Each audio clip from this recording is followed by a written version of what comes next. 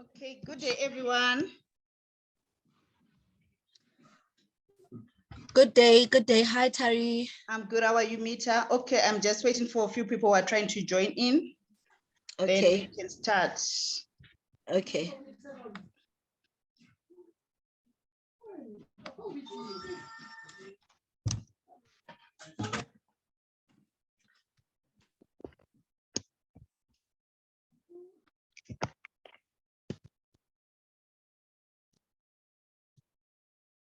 See, there's one person who's trying to join in.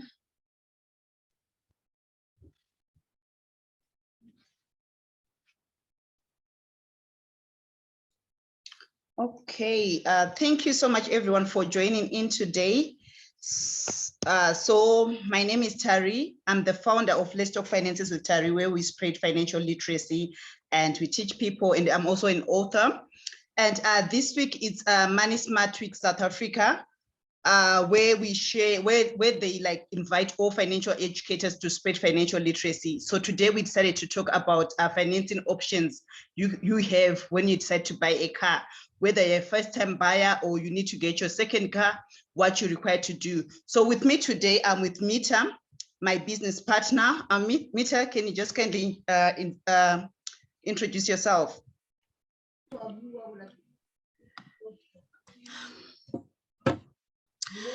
Thank you very much, Tarie. Hi, everyone.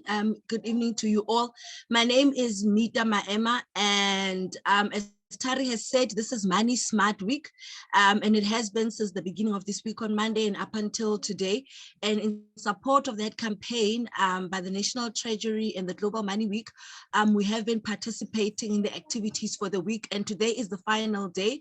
And as Tarie has mentioned, we will be discussing the various kinds of car finance options that you have. Thanks very much, Tarie. Over to you. Okay, thank you. So now I'm going to share my screen. You can just let me know when if you can see my screen.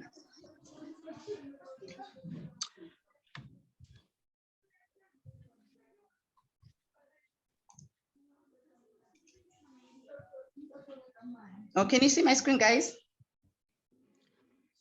Yeah, we can see your screen. Okay, thank you. And welcome all to everyone who has just joined here. So we're going to start, and this is how our program is going to look like. So we have introduced ourselves. So I'm going to start with financing options 1 and 2. Then Mita will join in with financing options 3 and 4. Then we have a question and answer section where you guys are free to share in your answers. Sorry, where you're free to share your questions, or if you have any comments or what you just want to understand regarding this topic we are going to be talking about. Then later, we got a survey which we are going to be sharing with you, where we want your honest feedback regarding the session we are going to be sharing with you. So you can just share with us the feedback on the survey. We'll share a link on the chat box. Then you can quickly just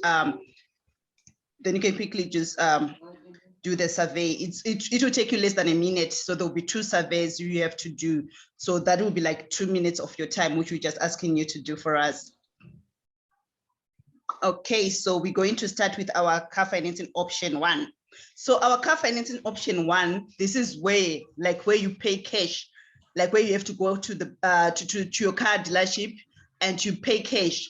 So like maybe you decide that, okay, maybe in the next 6 months or early next year, you want to buy a car and you look for the car you want. So the first thing you need to do, you have to shop around and see what type of car you want and how much does it cost you. Then you check your affordability. Are you able to buy this car? Then as you decide that, okay, this is the car I'm thinking to be buying, you need to know the price. So maybe let's say, for example, the car you want, maybe it's costing 80,000 rand.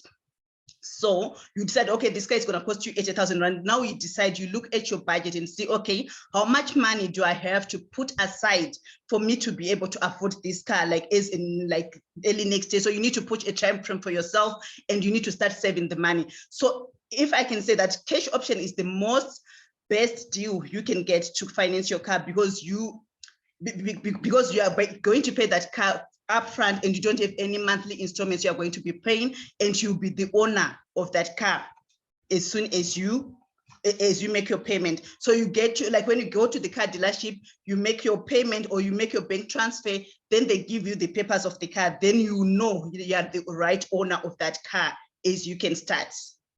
So that is the most advantage of having the car option. You know that, okay, even if you like, even maybe you are retrenched or something happens to your job, you know that you paid this car cash on hand and it's yours and you are the rightful owner for even this car. There's no risk of that you are going to be, the car will be reprocessed to you. So I can say cash option, if you're able to save the money, this is the best option you can get your car. But yeah, as we know, the disadvantage of this is very difficult to raise money, especially when you're looking at the prices of buying a car. To raise that kind of cash is kind of is difficult, and it will take time for you to save the money. So that's why many people, they resort to other options we are going to be talking about. But if you have the funds, it would be good to go the cash option route, because you know that you don't have to be paying any monthly installments, and you know that you are going to be the right owner of the car like right away. Then our second option is installment sale with residual. So what do I mean with this? This installment sale, I think you've heard a common word which is known as balloon payments. With a balloon payment, this is when you purchase a vehicle. You go to a car dealership and you tell them that you want a car. So maybe they refer you to the bank. So like with installment, when you're taking an installment, the banks or the car dealership or the financing houses, or wherever way you're going to be financing your vehicle, they check your credit scoring. They check how risk are you if they're going to borrow you money. So you need to ensure that also whenever you are borrowing money, your credit scoring or your credit check must be on the right spot, because once you mess up your credit scoring, no bank is going to be willing to borrow you money, right? Or maybe if your credit scoring is a bit lower, they might charge you higher interest rates. So you need to be very careful with that, okay, when you're going to be buying the car, you need to check your credit scoring. So now the good part about it, like on Google, you can go on Google, you can check your credit scoring on Google, and they also calculators where like they can check your affordability. So you just put like how much you earn per month. Let's say, for example, maybe you earn 10,000 per month. You just put that you earn 10,000 rand per month. Then it calculates you like how the affordability, like the ranges of the cars you are able to be buying on that. So you can just go on Google and say car financing calculator, then it gives you that car financing calculator. So I was explaining what is a balloon payment. With a balloon payment, you go and tell the car dealership that you want a car, but you don't have any deposit. So when you're buying a car, they require a deposit. It can be either a 10% or 20% of the total value of the car. So let's say maybe, for example, you want to buy a car and it's costing 100,000 rand.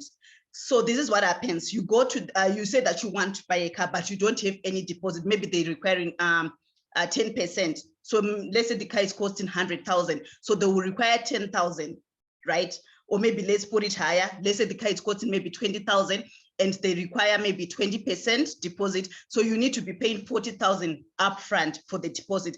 So maybe in the case that you don't have that deposit, right? What they will do is that they will take the 200,000 rand and subtract the deposit of 40,000 rand. Then they divide your monthly installments. So maybe your monthly installments, they can begin from 12 months or 72 months, whatever period you wanna put, but most of the times it's usually 5 years. But maybe if you feel that you want to spread it below that, there are also like pros and cons for you spreading like on the longer term or the shorter term. So with this one, what they say that, okay, they take the 200,000, they less the 40,000 deposit you were supposed to be paying. Then you pay your monthly installments on the 5-year period over the 160,000 rand, right? But remember that 40,000, you still have to pay it at the end of the term. Like on year 5, when you're finishing paying off your car, you need to pay that deposit. So the advantage of the balloon payment is that it reduces your monthly installments, because remember your monthly installments, they're only like gauged on the 160,000, but there are also disadvantages to it. There's a catch on it. So if, for example, you say that you are paying your monthly installments every month, maybe let's say you're paying maybe 3,000 rand, you need to be very careful with that one. When you take a balloon payment, you need to start putting some savings aside for that deposit, because when year 5 comes, the bank or the car dealership, they would want their 40,000 rand. So most people, they fall into this trap that they are only happy when they're able to get their car and they've reduced their monthly installments, but they forget that they're still owing the 40,000 which they have to pay in year 5. So many people, they don't save this money. So this is what happens. year 5 comes and now you have been paying all your monthly installments like for the past 5 years, and now they are saying that, okay, we want our 40,000 rand, and you don't have that 40,000 rand, chances are very high that they can repossess the car. They can take that car and because you don't have the money to be paying, or they can request you to refinance that loan. Then you are taking another loan of 40,000 rand, which also comes with extra charges of your interest. You'll be paying more interest over a long term, because now, like, instead of paying 5 years only, you are now going maybe to extend another 2 years, which means you are going to be paying more interest, and that's going to be more expensive if you have done the calculation earlier and understood what does a balloon payment entails. So that is the other challenge with that. And also remember that when you're refinancing your loan, yeah, there are bank charges which are also entitled to that. So that is all the bad side of balloon payments. So you need to be very careful that when you're choosing a balloon payment, you need to make sure that whenever you're making an installment, also put aside for the payment you're going to be paying at the end of the term. Right. So those are the 2 options I'm going to be sharing today. And I'll hand over to you, Mita.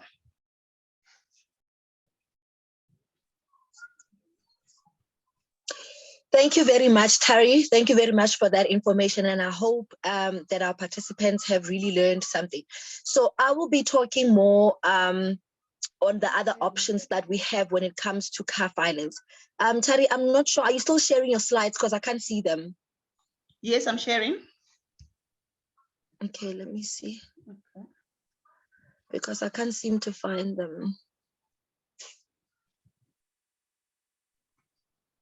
Okay. Can you unshare and then reshare again, because okay. I can't find them. Okay, yeah, let me. Oh, I found them. Thanks. Okay, all right. I found them. Okay. All right. I'll be discussing on our third option, which is the personal loan finance. So some people or some consumers opt for personal loan as a way to finance a vehicle, mainly because the aim is once you purchase a vehicle through a personal loan, then it means that your vehicle or your asset is not attached to the debt itself, meaning that should you default on your personal loan, it means that your car will not or cannot be repossessed. That is the main reason why people use personal loan. However, the disadvantages with a personal loan is that the interest that is being charged on a personal loan is much higher in comparison to a vehicle finance loan. And the term of repayment on a personal loan might be much shorter in comparison to a vehicle finance. So yes, a personal loan guarantees the fact that should you default on the loan, the car will not be repossessed, which might look like an advantage for some people. However, you might pay more in terms of interest as well. So personal loans are good depending on what you're looking for. However, if you're looking to pay less in terms of installment and interest, vehicle finance is a much cheaper option for you, right? So as well, what it guarantees, because basically you'll be taking the loan, a personal loan from one bank and paying the dealership, it means that you'll be guaranteed ownership of the vehicle immediately, because you will not be owing, the bank that you take the personal loan from will not be owning the vehicle. Say for instance, I go to direct access and I get 100,000 rand loan, and I take that 100,000 and I go buy that vehicle cash at the dealership. It can also be seen as a cash transaction. However, I will still be seen as someone who owes direct access as an outstanding debt, 100,000 loan. But this loan is not attached to the vehicle, meaning if I default, the vehicle cannot be repossessed. So it sort of guarantees immediate ownership of the vehicle because I paid the dealership in full and I don't owe them anymore. So they can give me the title deed or the ownership of the vehicle. We can move on to the next one, Tarie. Thank you. And then our option number 4 is leasing, rental, or GFV. GFV stands for I'm sorry, just a moment. Guaranteed future value. Guaranteed future value. So GFV stands for guaranteed future value.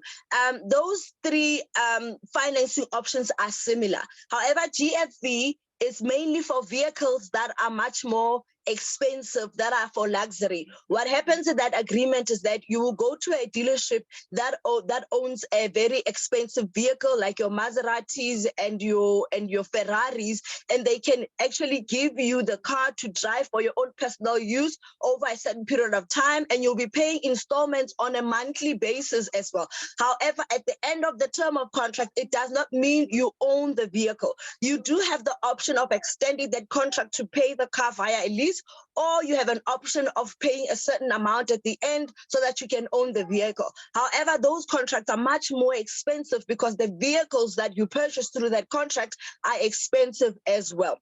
It sounds similar to the leasing. However, with the leasing or rent to buy, you are actually with the GFV, they will check your credit score to see if you qualify first. However, with the leasing and rental, even people that are blacklisted can actually apply for this kind of vehicle agreements. So meaning that even if you are blacklisted, though I do not encourage people to actually not look after their credit score, but if you are in need of a car, and especially not for luxury purposes, but also for work purposes, and you are blacklisted, rental agreements are something to look into. However, they also work in the same way. You are given a car over a certain period of time. And remember, this is not your car. You don't own it. You pay an installment every single month for it, just to rent it, to use it for your personal use. And then if you want to return it, you can return it to the dealership and start a new agreement with a different car, or pay a certain amount at the end of the agreement to take ownership over the car. So the good thing about it is that people who are blacklisted can be able to obtain a car, especially if it has become a necessity in their work life. Yeah, that is it in terms of leasing and rental agreements.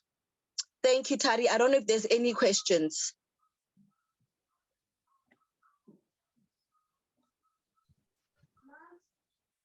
So guys, if you got any question or somewhere where you need clarity on, can you please just unmute? Then you can share the question with us. Yeah. Okay, I'll stop sharing my screen.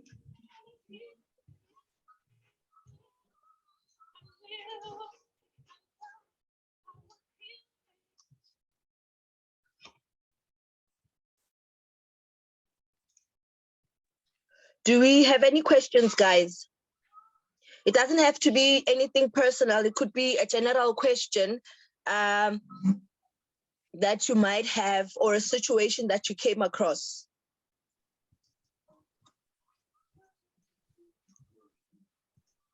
Okay, I have a question. Yes. Okay, I wanted to ask on option 2, where you is the balloon payment, where you are saying the deposit is paid at the last term. Okay, so on that deposit, is there any interest which is charged, or it's, let's say if it's 40,000 rands, it will still remain 40,000 rands after 5 years? Thank you, Munyaradzi, for the question. So there's no interest which is charged on the deposit, because like what they just do on the balloon payment, they just defer your deposit. So instead of you paying the deposit earlier, like what other car financing options they do, that they require your deposit like at the first when you take your car, they just defer it to the end. So now you'll be charged like interest of your 160,000. But like the catch which the bank usually use, because people, they don't really understand how the balloon payments work. Many people, they don't save for that deposit at the end of the term. So many people, they end up seeing themselves, the cards being repossessed, or for them like having to refinance. So that's how many finance houses, they are making money out of these balloon payments. I don't know if that is clear. Yeah, thank you. It's clear, because I was thinking that probably if you pay the deposit, let's say on the first year, and then probably if you pay it after 5 years, I was thinking that probably the money would have lost value. Does it have the same value paying on the first year or on the last term, like 5 years? I mean, on the bank side. Okay, personally, I would encourage like paying the deposit earlier because like to be honest, like when you payment like your monthly installments of 3,000 rands, there is no other way maybe where you're going to be paying maybe putting extra 2,000 rand to start saving for that 40,000. So if you can, it's better to pay for the deposit is when you're getting your car, then you know that okay, you've paid the deposit. Now you're just making your monthly installments until when you finish, and then when you finish, you know that you are guaranteed that you get your car, instead of you refinancing and making it longer term for you to get the car, like to get the ownership of that car. Okay, thank you so much. Okay. Do we have any questions? Okay, yeah, Mita, yes. Sorry, I just wanted to add on that. So what I've seen as well is that you do have an option of paying off that balloon payment bit by bit. So I have met some customers or consumers, if your installment is 2,000 rand and you want to add extra 400 rand or whatever to pay towards the balloon payment, you can make the arrangement with your financer, with your bank, to say, I want to start paying off the deposit bit by bit so that it's not a burden for you at the end of the contract term. Okay, wonderful. Thank you so much, Mita, for that. Okay, so if we don't have any questions, guys, if you check on the chat box, we have shared 2 links. Can you please just kindly like do that quick survey, like just to give us feedback? The other one is for myself, and the other one is for Mita, so you can just share like how you saw this session. Was it helpful? Was it not helpful? So you can just quickly click on the link, then it takes you to the questions. There are about 4 questions, but they're just like quick questions. It takes you less than a minute.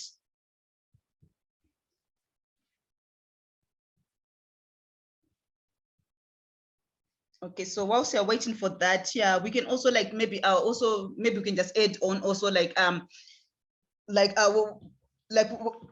you're buying your car as well, there are other things maybe you just need to understand, like it doesn't end like you getting the car, then it doesn't end there. There are also other additional costs, like obviously when you get your car, you have to put fuel on. There's maintenance cost which comes with getting a car.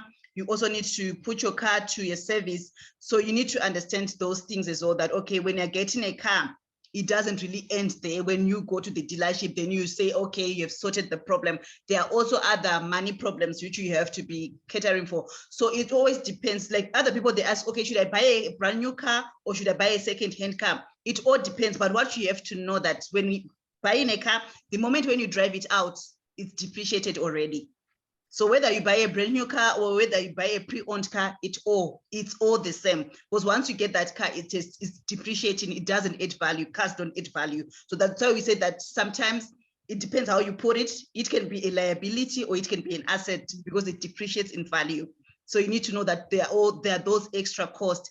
And also sometimes when you're getting cars from the dealership, there are also those hidden costs which the dealerships can charge you, like those ribbons they put in. They charge those fees on your, like they're hiddenly costed on your invoice. So you also need to be very careful. And another thing which I wanted to add, Mita, was like, okay, when you decide to go the financing route, like you take a personal loan or you take a balloon payment, or you take the GFV option or the lease option, you need to understand the terms and conditions. Read that finer print so that you understand that you're not putting yourself into trouble. Those are also the other things many people we miss. Yes, definitely. Another thing as well, especially with regards to the terms and conditions, is the interest that is being charged. So another way of financing a vehicle is the kind of interest that you're going to be charged. Is it a fixed interest or is it a variable interest? So a fixed interest guarantees the fact that your installment will remain the same for the full term of the repayment of the vehicle. But a variable interest means that it is affected by the interest rate or the repo rate. So whatever happens in terms of the economy, it means your installment will be affected. So make sure that you find out from your finance agreement what kind of interest were you given by the bank, because that will definitely affect your pocket. If when you started the agreement, you're supposed to pay like 3,000 rand on your installment, and now suddenly interest has changed because now it's gone up to 7.8. It means that it's possible that there's going to be more money that is going to to be added onto your installment, meaning you're going to have to pay more, and it means that you're going to have to adjust your pocket as well, or your budget as well, in order to be able to cover that. So let's also be sure of the amount of interest. Is it variable or is it fixed? So it also comes down to knowing the terms and conditions of the contract that you're signing for your vehicle as well. Okay, yeah. Thanks. Thank you so much, Mita, and thank you so much. I see you have been sending through your feedback. Thank you so much. We really do appreciate. So yeah, I think we can leave maybe this time. Maybe if there's anyone who maybe wants to ask something, maybe which doesn't really have to be in car financing, maybe anything to do with your money matters. If you got a question, yeah, we can give you 5 minutes to just ask. Then we can do our closing remarks.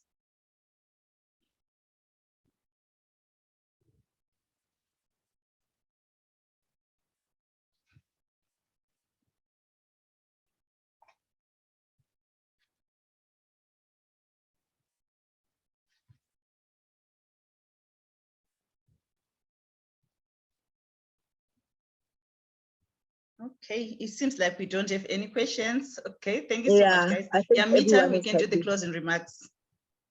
Okay, thank you very much, guys, for joining us tonight. It was indeed an honor and a pleasure to have you. Thank you for setting aside time to actually be present in this session. We do hope that you have learned something, even if you didn't learn 10 things, but learned one thing that will help you in the future, because that is what me and Tarie endeavor to do on a daily basis with our financial literacy classes. Today is the last day of Money Smart Week South Africa 2022, and we are in support of that. And it's not going to end here with what we are doing today, but we are continuing to do it on a daily basis, you know, in our different platforms, in her YouTube channel, my YouTube channel, and other social media platforms. So the bottom line is, thank you very much. We hope that we've made a difference in how you see your car financing agreements. Thank you. Thanks, Tarie. Okay, thank you, Mita. Thank you, everyone. I see Muzi said, thank you so much. You've learned a lot. Munyara is saying, thank you for your presentation. It was eye-opener. Thank you so much, guys, for your feedback. And yeah. Thank you. Oh yeah, guys, I also forgot, like, if you maybe you would want a copy of the slide we're sharing, maybe just put in your email addresses, then I'll quickly email them to you. Yeah, I forgotten about that one, yeah. So if you want that the slide, yeah, just quickly put in your email addresses on the chat box, then I'll send them to you.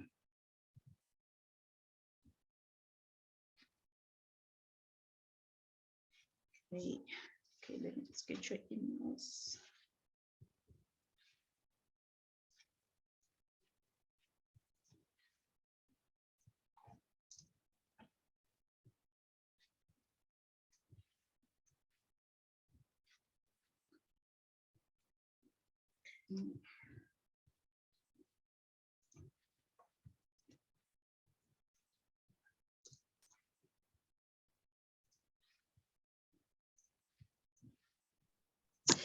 I was thinking also, guys, if you guys have got any further questions, maybe you haven't thought of anything as well here and right now, Tarie will also share my email address as well. If you've got questions about anything, credit agreements, debts, you know, accounts, your encounter with credit providers, you know, please drop me an email, drop Tarie an email. She'll ask me if there's something she needs to know.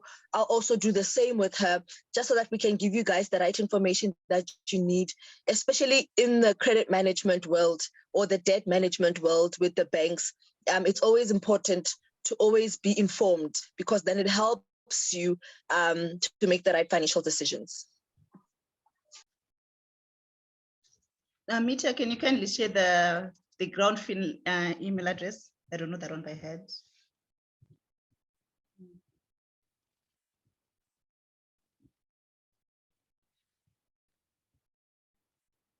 Okay, so we are just also sharing our email addresses. Yeah, then you can just share. You can just ask questions if you've got any questions.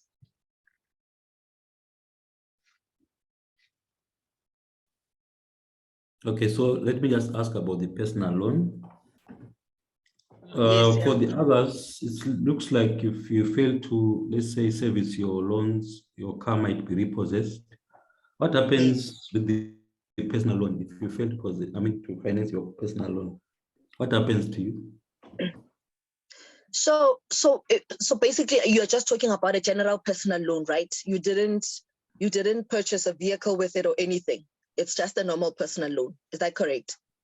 Oh, okay. Maybe for clarification. So you can take a personal loan which is attached to a car, or you just take a personal loan and then you use it for anything you want? So basically there are two ways. So you can take a personal loan and go purchase a car with it. And as I had mentioned earlier, is that the people use that option because if you default on that loan, because the car is not attached to that personal loan, the car cannot be repossessed. You basically own the vehicle because you purchased the vehicle cash, even though you took out a personal loan. What's going to happen now with that personal loan, if you default on it or you don't pay that installment on that loan, is you will get a couple of calls, you will get the process would be calls for collections, emails, a letter of demand. And then after a letter of demand, the process would be now they would have to issue a summons. And then a summons would be maybe sent to where you live through a sheriff to say, okay, this is a summons. You now have a judgment of so much, and you're going to be blacklisted if you don't make payment. So basically the worst that can happen is you can be blacklisted and you won't be able to incur any further credit after that because your name will be blocked. However, if you use the loan to purchase the car, they cannot repossess the car. So the car is not part of the agreement that you had with the bank that gave you the personal loan. You went in and said, I need a personal loan for 100,000. And if you qualified for it, then they gave you the loan straight into your bank account. See, that's another thing that we need to know and understand about vehicle financing, the loan for that, and also a personal loan. With a personal loan, the money gets paid directly into your bank account and you do with it as you see fit. Even if you said to them, I want to go buy a car. If you don't buy a car with it, it's not their problem. They'll still want their money anyway. You need to pay them anyway. But with a vehicle finance or purchasing a house, you don't get the money into your bank account. It gets paid straight to the dealer, who is the owner of the vehicle at the time. So the bank buys the vehicle for you and they pay the money into the dealer's car, and then you walk away with the car, then you owe the bank, right? So meaning that so basically that's the difference between the two. I don't know if I've answered your question. So if you just take a personal loan, if you default on it, the worst that can happen is they can blacklist you. But if you take out a vehicle finance loan, they can repossess your vehicle and also blacklist you, basically. Yeah, thank you. Did I answer your question? Yes, you did. Okay, thank you. Okay, Judith, I see you have joined, but we are done. So what you can do, you can quickly share your email address, then I'll share you the recording of the video, then the slides we have been sharing. So quickly type in your email address because we're now just getting questions and answers.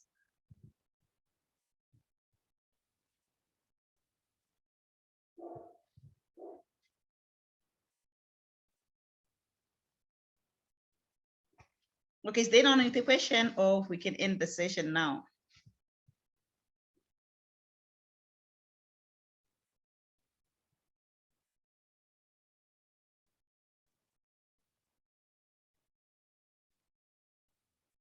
Okay, it seems we no longer have any questions. So thank you so much, guys, for joining in, and we really do appreciate.